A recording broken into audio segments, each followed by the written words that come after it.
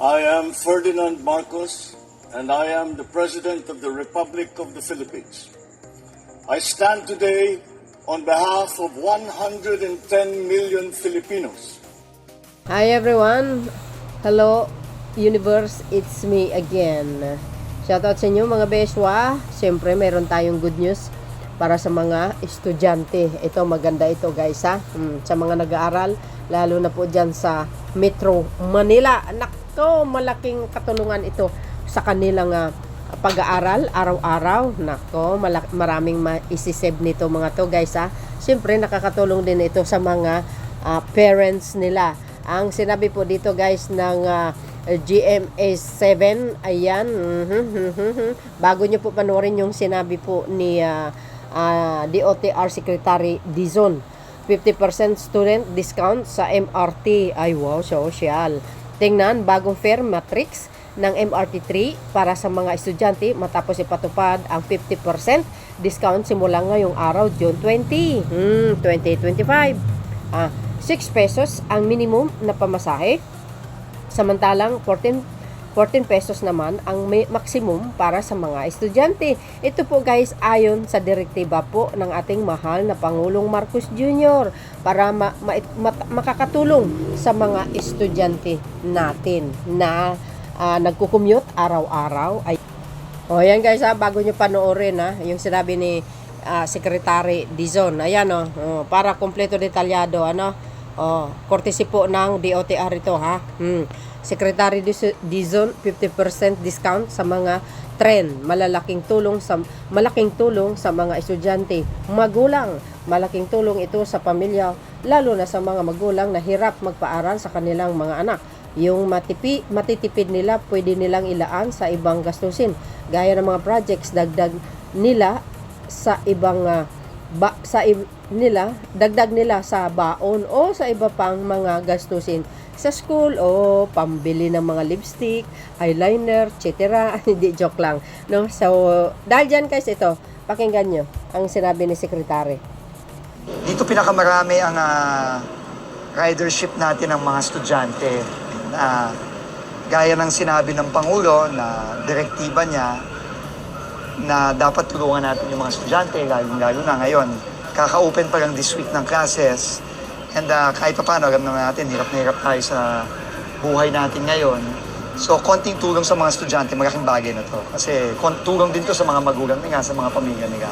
So, ang directive ng Pangulo is magdadagdag tayo ng discount for all students sa LRT 1, LRT 2, at MRT 3. At yung dating 20% discount lang sa mga estudyante ay inutos ng Pangulo na gawin natin 50%. So, starting today, 50% na ang discount ng ating mga estudyante. At tuloy-tuloy na ito. Good luck, ha? Good luck. Ano na yan? Tuloy-tuloy, everyday na yan. 50%. Everyday. Yeah. 50% off. Good.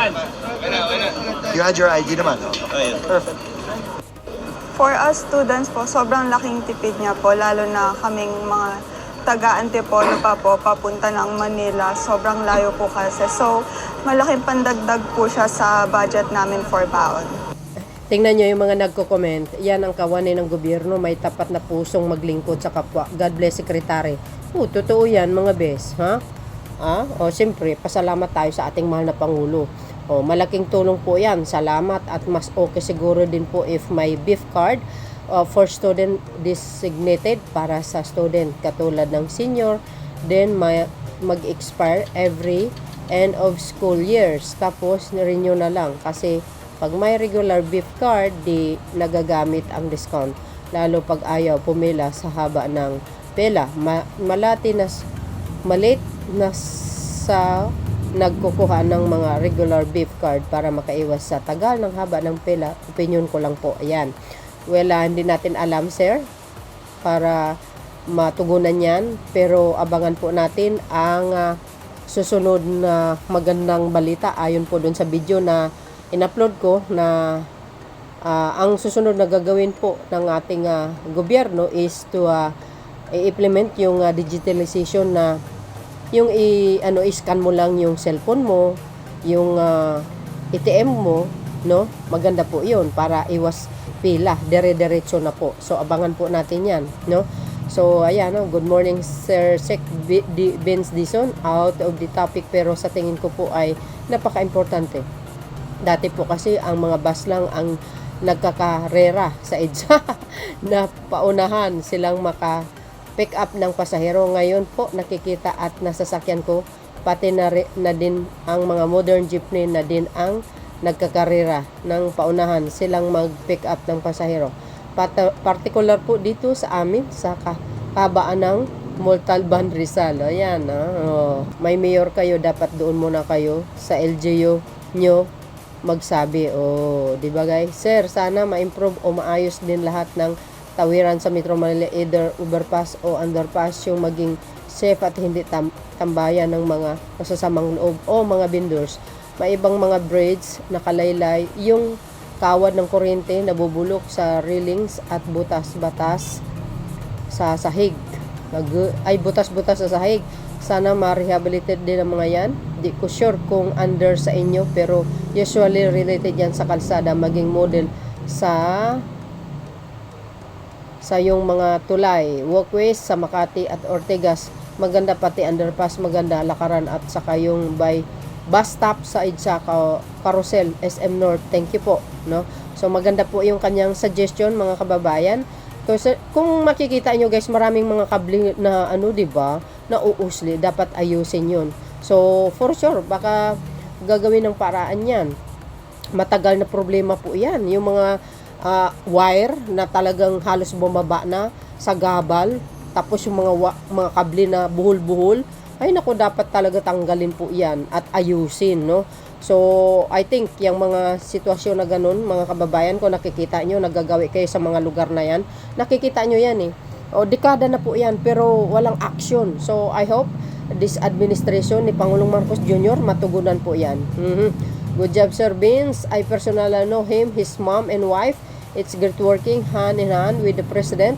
Both of you are working busy at as the bees, no? My daughter will benefits from its studying and PUP coming from Antipolo, taking the LRT. Yes, ayan mga magulang guys, nagsasalita sila. Check nyo rin yung fare matrix ng bus, carousel, hindi sinusunod ng mga konduktor.